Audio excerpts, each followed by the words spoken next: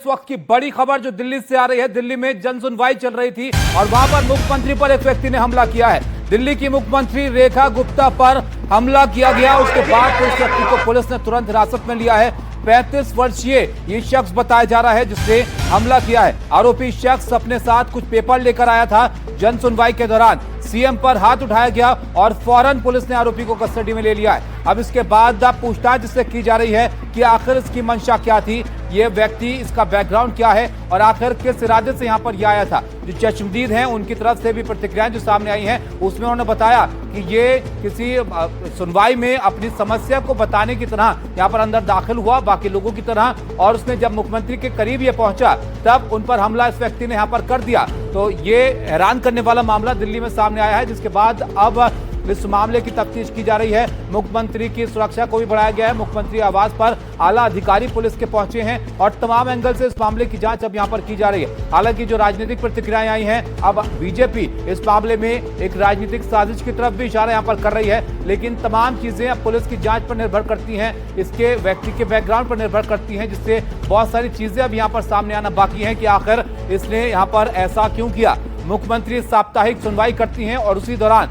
जन सुनवाई जब उनके सरकारी आवास पर चल रही थी, उसी दौरान ये व्यक्ति यहां पर अपनी बात कहने के बहाने यहां पर दाखिल हुआ और कुछ पेपर इसके पास थे, ये बताया जा रहा है। और पेपर लेकर मुख्यमंत्री करीब जब ये पहुंचता है तब उन पर ये हमला देता है। अब से थोड़ी देर पहले हमने बात की वीरेंद्र सचदेवा से, जो दिल्ली बीजेपी के अध्यक्ष हैं। उनका यह कहना है कि हाथ खींचने की कोशिश मुख्यमंत्री का की गई इस व्यक्ति की तरफ से, और जब इस हरकत को होते हुए वहां पर लोगों ने देखा तो तुरंत इसको वहां पर पकड़ लिया और पुलिस हरकत में आई और इसको हिरासत में वहां से ले लिया गया। लेकिन मुख्यमंत्री आवास पर जन सुनवाई के दौरान इस तरह की घटना हो जाना, ये भी कई तरह के सवाल यहाँ पर खड़े करती है कि आखिर ये व्यक्ति इस तरह से मुख्यमंत्री के नजदीक कैसे यहाँ पर पहुंच गया। शिकायत करने के बहाने यहाँ पर ये दाखिल हुआ था और ये बताया जा रहा है, जानकारी इस तरह की भी है कि पत्थर लेकर यहाँ पर पहुंचा था और सीएम को थप्पड़ मारने का प्रयास इस व्यक्ति की तरफ से किया गया है। उसके बाद की तस्वीरें आप जरा देखिए। मुख्यमंत्री आवास के बाहर पुलिस का बंदोबस्त यहाँ पर बढ़ाया गया है। लोग जो जन सुनवाई में शामिल होने के लिए वहां पर पहुंचे थे वो भी इस मामले को देखकर हैरान थे कि आखिर कैसे इस व्यक्ति ने इस घटना को यहाँ पर अंजाम दिया है। हालांकि जो लोग अपनी फरियाद लेकर पहुंचे थे उनके लिए भी ये थोड़ा हैरान करने वाला मामला था। उनकी समस्याओं को सुनने का जो मौका था वो उनको यहाँ पर नहीं मिल पाया, क्योंकि ये घटना यहाँ पर हो गई। और क्या यहाँ पर चश्मदीदों ने कहा है वो एक बार आप जरा देख लीजिए कि यहाँ पर उस वक्त क्या हुआ था। बीजेपी की प्रतिक्रिया भी आपको दिखाते हैं, ये भी हम बताएंगे चश्मदीद यहाँ पर क्या कह रहे हैं, लेकिन बीजेपी क्या कह रही है ये आप जरा देखिए।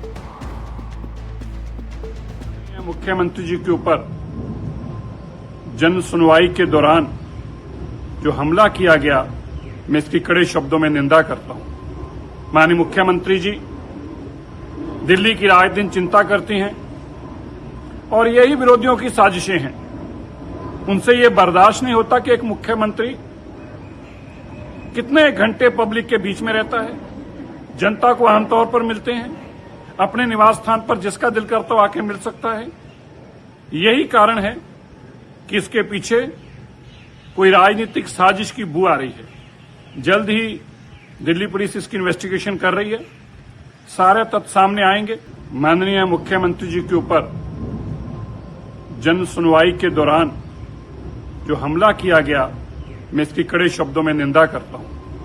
भारतीय जनता पार्टी तो हिंसा की अम्मा है, जननी है।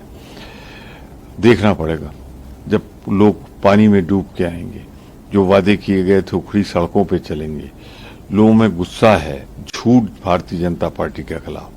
तो जिसने ये किया है जांच होनी चाहिए, तो अपना भी देख लें करवाया है या हुआ है। पर मैं एक चीज स्पष्ट कर दूं, साफ कर दूं, अगर ये हमला हुआ है तो निश्चित रूप से मैं उसे कंडेम करता हूं, निंदा करता हूं और चाहता हूं कि दोषी के खिलाफ कार्रवाई हो। सुबह जन सुनवाई के दौरान मुख्यमंत्री जिस तरह से जनता के बीच में रह के लगातार बात करती हैं वो बात कर रही थी। ऐसे में एक शख्स उनके पास आता है, कुछ कागज आगे रखता है और अचानक उनका हाथ पकड़कर उनको खींचने की कोशिश करता है। और उस दौरान थोड़ी सी धक्का मुक्की जो होती है तो कुछ स्वर उनका शायद हल्का सा लगा है किसी कोने पे, और उसके बाद तत्काल लोगों ने उसको पकड़ लिया। कौन है वो आदमी, क्या उसकी जानकारी है, पुलिस जांच पड़ताल कर रही है। मुख्यमंत्री की हालत अभी स्थिर है, डॉक्टर्स उनको देख चुके हैं कुछ उनको क्या चोटें आई हैं? नहीं, मैंने बताया ना कि सदमा जरूर लगा है, जिससे उनको थोड़ी चिंता हुई है। लेकिन हमने मुख्यमंत्री से मैं मिलकर आया हूँ और उस बहन को, मजबूत महिला हैं वो जानती हैं कि उनकी कमिटमेंट दिल्ली के लिए है और उन्होंने इस बात को स्वीकार किया है कि मैं अपने रोजमर्रा के कामों से नहीं रुकूंगी। फिजिकल इंजरी भी हुई है, सीएम को फिजिकल इंजरी हुई है क्या? ऐसा लगता है कि उनके सर पे हल्का सा कुछ लगा है। किस चीज से? अब वो कोना मारा उसने या कोई पत्थर, कोई ऑब्जेक्ट से मारा है? क्या कोई ऑब्जेक्ट से मारा है? पत्थर थप्पड़ जो चला रहे हैं वो फैब्रिकेटेड है। अच्छा। लेकिन टेबल का कोई कोना या कुर्सी का कुछ कोना सर पे जरूर ऐसा लगता लगा है, इसकी उनको शिकायत चल रही है। लेकिन मुख्यमंत्री बहादुर महिला है, हमारी बहन है, स्थिर है।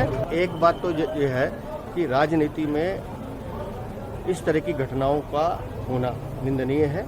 पुलिस जांच कर रही है, जो भी दोषी होंगे या इसके पीछे जो लोग होंगे सामने आने पे आपके सामने।